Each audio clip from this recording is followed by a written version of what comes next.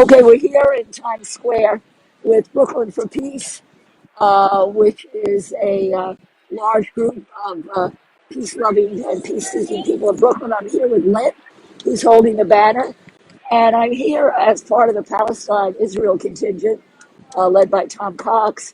And I wanted to ask people what they know about how climate change affects Palestine. So, Lynn, are you aware of how climate change affects Palestine? I got to assume it's water, and drought, and it's got to be a big factor. But I'm not intimately aware of it. Yeah, But I just assume it's affected like we all are, and right, probably more severe temperatures and drought because of location. right. Do you know any of the details of how it affects the olive farming and the crops and stuff? No, I don't. Other than I would assume, lack of water for irrigation. Taking water for irrigation takes water from other things, so that's what I would assume. The Palestinians have actually asked, okay, we have two gentlemen watching, Masoom Khan and Assad Sheikh are watching wherever they are. So, are you aware of the fact that Israel plants a lot of crops that are very water intensive, not native to the area, like bananas, and that they're farming? They take a lot of water from the River Jordan, which affects both Makes sense. Jordan and the Sure. settlement. And the elite growth of the illegal settlements in Palestine also takes away a lot That of makes their sense. crops. Yeah, yeah.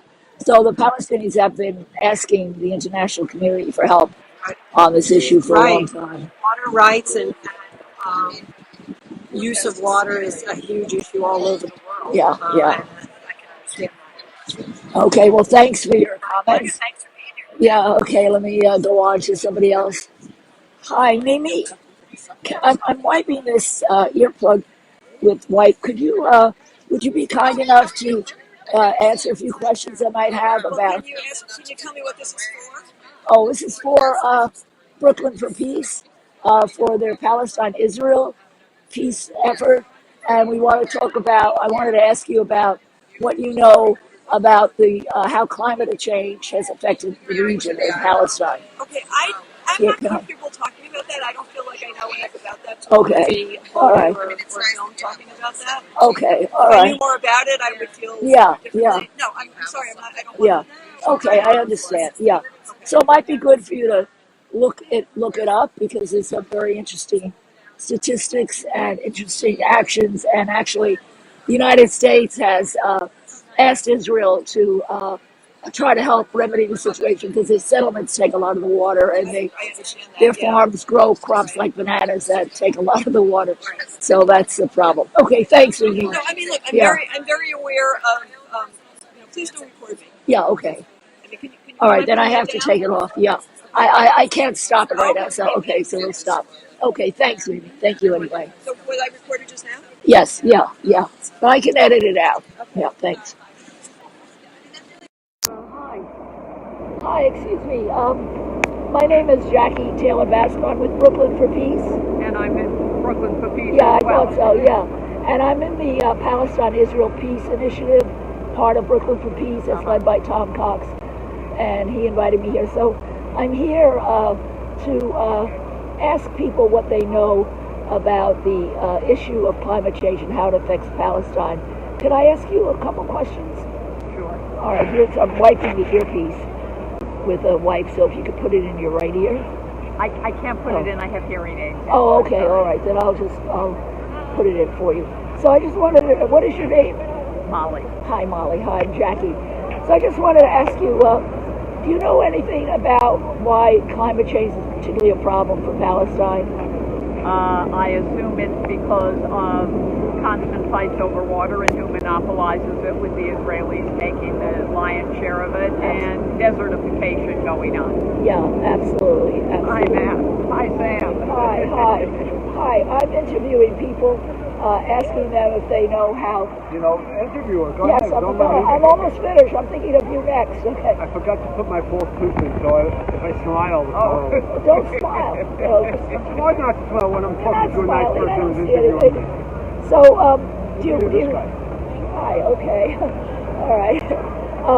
So, what do you think would be a solution for this? How can we help the Palestinians, do you think?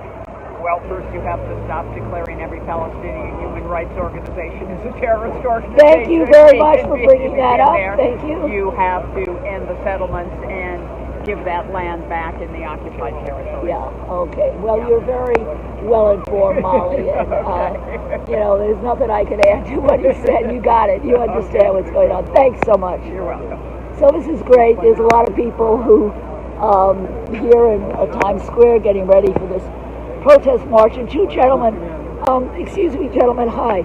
Hi there. My name is Jackie Taylor-Basker, and I'm in Brooklyn for Peace. I'm a friend of Tom Cox, and I'm in the Palestine-Israel contingent for peace. Yeah, whatever, right? Yeah, and board member of Brooklyn for Peace. Oh, great! And I lived in Jordan for many years, so I became very aware. I was a professor at an American university. I became very aware of a lot of these issues that I knew nothing about before I moved there. So I was wondering if I could ask you a question about, and I have a light with if you want to put this in, if you would mind putting your right ear so we can hear you better. Oh, you can't hear me? Oh, well, maybe we can. I don't know. Let's see. Okay. We have 3 people from the Middle East watching right now. That's great. So what do you know about the problem of climate change for Palestine? Why is climate change particularly bad for Palestine?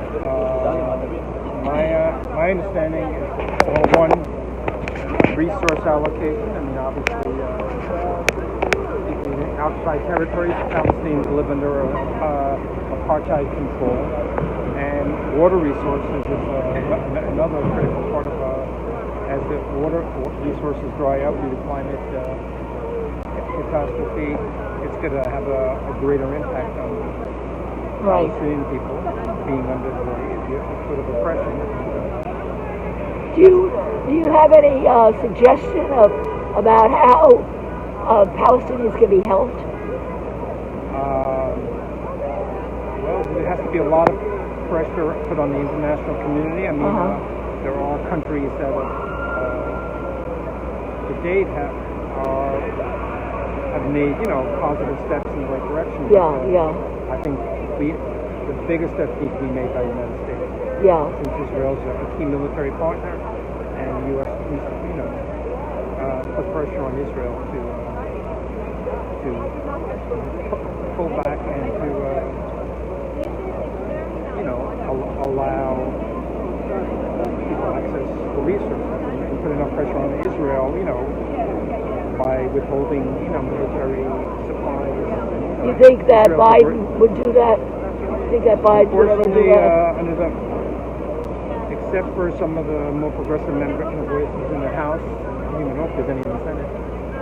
At this point in time, Israel is considered a military ally, and there hasn't been any. The steps have been. Given the degree of suffering that's going on there, the steps are just not, it's insufficient now. So I think we all need to step up as, conscious citizens to understand that, decisions we make affect people around the world. So we need to be writing our congressmen and senators and everybody, pushing them to push Biden, I'm a member for Peace and Peace and Economic Justice Committee, so, we're proud of it. How long have you been in Brooklyn for Peace? Probably 20 years. What is it about people in Brooklyn that you have such a great group? I live in Manhattan, but I'm in your group because Manhattan's dead. Nobody's doing much here. Why is it about people in Brooklyn? We have persistent dedication, and people put aside, like with a lot of other political groups, people come from sometimes from participation in groups that sometimes have a sectarian perspective. Yeah. And we have to leave that at the door for people. We have to work for, like strive for what's in our mission, not necessarily what's in our own particular political beliefs. How long have you been on the board? Oh, just a point. Oh, congratulations, Mabruk. Mazel tov. So, what's your goal for the group? To be on the board? Well, to keep the organization viable and I think right now we're at a critical juncture. We're hopefully able to raise sufficient funds now to Yeah. hire an executive director. And you have this great group fundraiser with Winter Marsalis coming up, right? Yeah, I'm going to participate in Yeah. that, and that's considering that we're living in a pandemic, we're doing okay with that, but we need to do a final push. So whoever's listening to this right now, once it goes out on the air, you can get tickets up until 3 p.m. of the same day as Right, I think that's going to be me, 2:45. What is your name again, please? Sam. Sam, hi Sam. I'm Jackie. Sam, you are, and I'm Jackie Eyes. Okay, so nice to meet you. Thanks for talking to me, Sam. Okay, so I think this is great.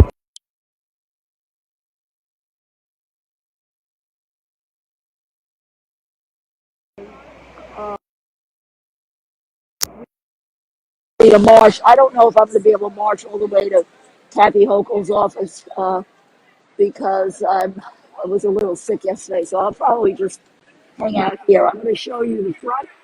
I'll show you the march though. The march is getting ready. It says, pass the CIA, make the polluters pay. Pass the CIA, make the polluters pay. So this is a pretty impressive sign that will be leading the march. And we have a number of groups convening, and we're very happy.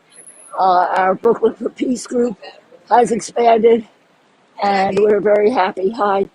We're very happy to have such a good amount of people who care about what's going on. I'm on Facebook Live. No, I'm not taking you. I'm just showing the people with signs and stuff. Yeah. So here's another great sign. Oh, good for you. That's great. This is our Brooklyn for Peace sign. Yay! Very good banner. War and climate change act now to stop them both. Because linking war and climate change is like really important. Here's some of the band coming in and people starting to gather. So I welcome to Times Square. This says increase your peace, LeBron James. Here's a news ticker for ABC. Here's an ad for Netflix, ad for NASDAQ. And here's the big sign in the center, Times Square, over the police department, that has the time of the day and the most expensive ads. And here's some more advertising. So this is Times Square. Police are out, and everything is pretty calm. Not too crowded yet. Waiting for more people to show up. So wish us luck, everybody, and keep fighting for peace wherever you are. Um, Wherever you are, you can make a difference. So we will leave you as things move on. I was hoping that Tom Cox might show up, who is well, I know about Brooklyn for Peace. I met him in Amman, Jordan, at an artist symposium event, artist workshop, and I was living in Jordan at the time. He had come from New York, and we both being Brooklyn people, we immediately connected, and I found out he's part of this awesome group, Brooklyn for Peace. I don't know what there is about Brooklyn people, but they're special. So here's for Brooklyn, here's for peace, and here's for justice and peace for Palestine. Thanks for joining me in this, and I look forward to seeing you next week. Thanks so much. Masalama. Now if I could find out where I can end, here we go. Bye-bye.